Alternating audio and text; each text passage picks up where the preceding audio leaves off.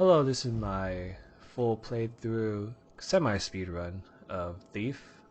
I'll be playing on the master custom settings with all mods on except Slowed Movement and Ironman, as you can see here. So that'll bring the total points to 1,005.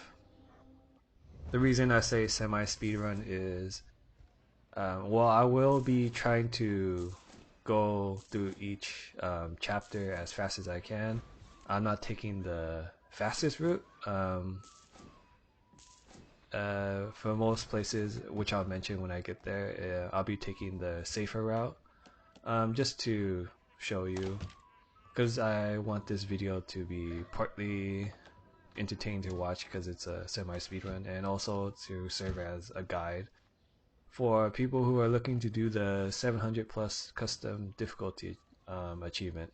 Someone's a bird lover. Speaking of achievements, if you do follow this playthrough as a guide, you'll be able to unlock 6 achievements with it. The first one being Something to Prove, which is finishing the game with a custom difficulty of 700 points or more. And since I'm playing at 1,005, you can obviously take off some mods that you don't really like and still be around the 700 area and still be able to get it. I just hope that's not. The second achievement is Mint Condition, which is finishing 3 consecutive chapters without taking damage, which is pretty much a given with the mods I put on. If you take damage, it'll pretty much end the game, so you have to play through it again. And the third achievement is Amore Victory, which is finishing the game without a single kill or knockout. Once again, with the mods enabled, you'll get this no matter what once you beat the game. The next one is Clear-Headed, reach the final chapter without using the focus ability. Glad you could. And this one with the mod on that says no focus, you'll get this. But with this achievement, you don't actually have to beat the game, you just have to get to the last chapter, which is chapter 8. And the 5th achievement you can get is Hard Times, which is finishing the game on master difficulty. Since this is a custom, I also set it to master, so you'll get this once you beat the game. And the last one, the last achievement you can get with this is Child of the Shadows, which is finishing a single chapter without alerting anyone. And based off the description, you can tell that you don't have to beat the game with this. You can get this as soon as beating chapter 1. So back to the game. It's been pretty basic so far. Just you can see me kind of speedrunning this by trying to get to places as fast as I can. Look what I found. You'll see me skipping loot and randomly grabbing loot. There's not really any reason why I'm grabbing certain loot over the others. I'm trying to get the more high valued ones, of course. But sometimes I'll just see loot and then I just feel like grabbing it, so I'll grab it.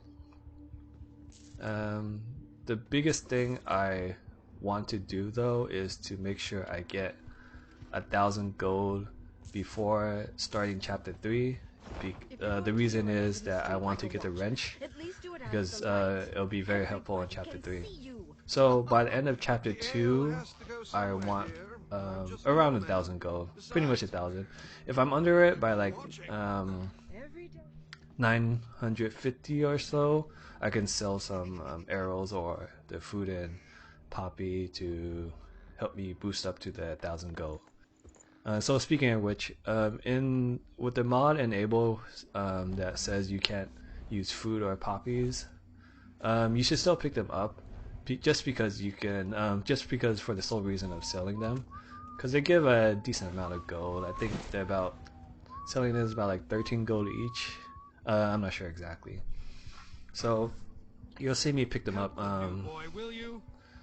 around chapter 1, chapter 2, just to have them in case I need to sell them. But after I get the wrench, I usually don't pick up any more loot after that, just because I pretty much have enough gold, or the wrench is pretty much the biggest thing. I don't need to get anything else other than rope arrows, which I will need on chapter 7 and chapter 8. But you'll get a lot of gold just for beating the chapters with the mods enabled, because you'll be able to beat the chapters undetected, which gives you a good amount of gold each chapter by doing it. So for now, let's see what's going on right now in the video. Here's the cutscene with Aaron being Aaron. Oh yeah? That's work you don't see much since So for this part of the video, or part 1 of this video, I'll be showing the prologue and chapter 1. And the video will end right when I start chapter 2. And so the next parts will just be each chapter, and also showing the parts in the city, getting to the next chapter. So If you're so eager to leave, maybe I should.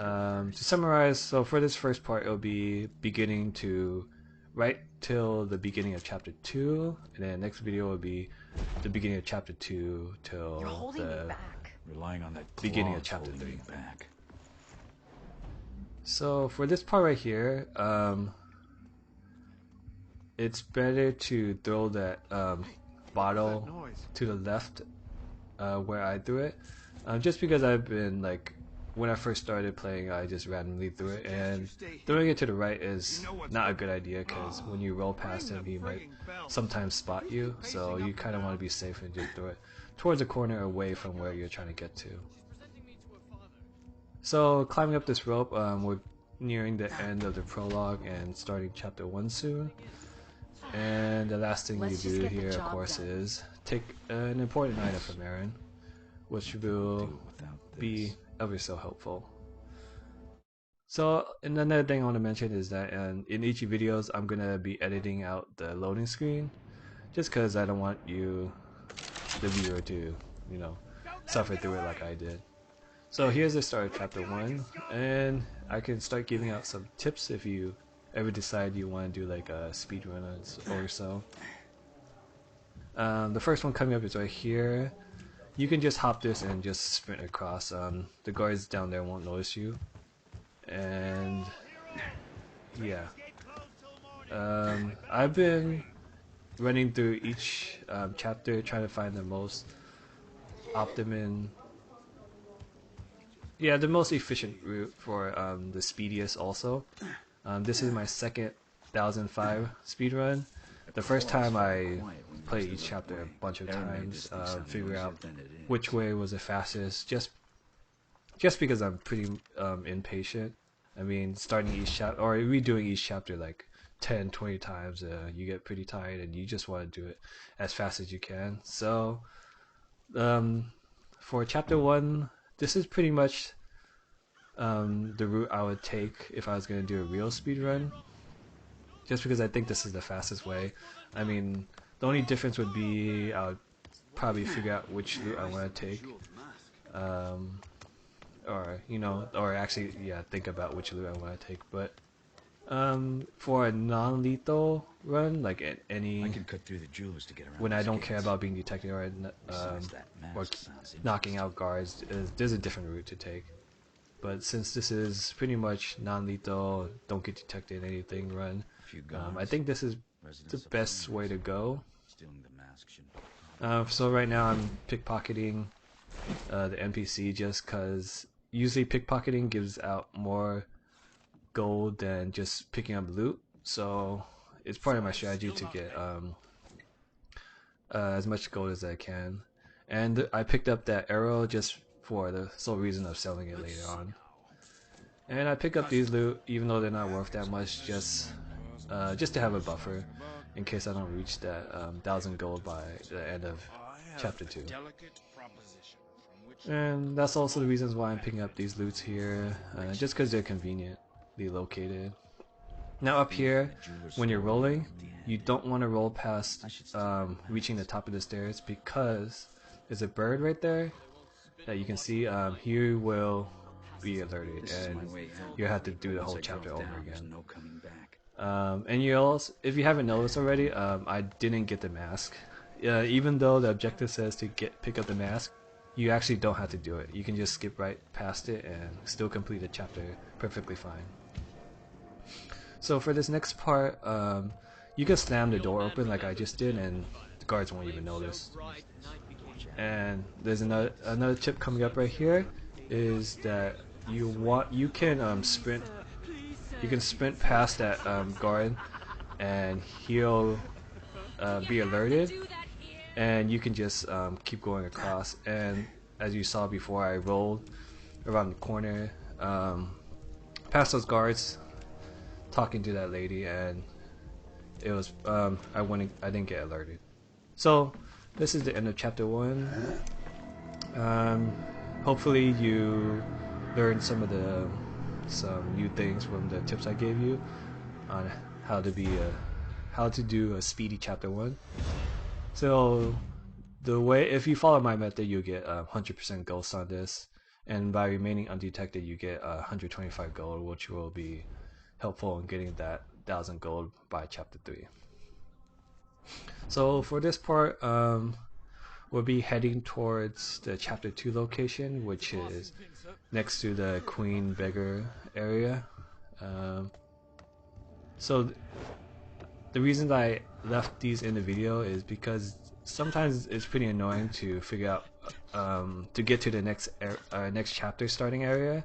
So I left it in just to show you, in case people get trouble, or people have trouble figuring out where to go to get to the next area without getting detected. Because I definitely had that problem when I did my first run through. Since the guards have a weird path, and you have to figure out how they're doing it, and you know, every time you reset a checkpoint, the pathing changes, so it's all inconsistent. But if you follow my guide, you should be fairly safe, though you should always be careful anyway, just because there's always that chance that it randomly change and different paths and such. I'm starting to think they're the lucky ones. So once I do this cutscene, it will I'll be jumping into chapter 2 on my next video. Another little thing here is that something annoying is that you kind of have to wait a while, because the game, I don't know, wants you to be slow, but you have to wait a couple seconds for it to start. So I'll see you in the next video.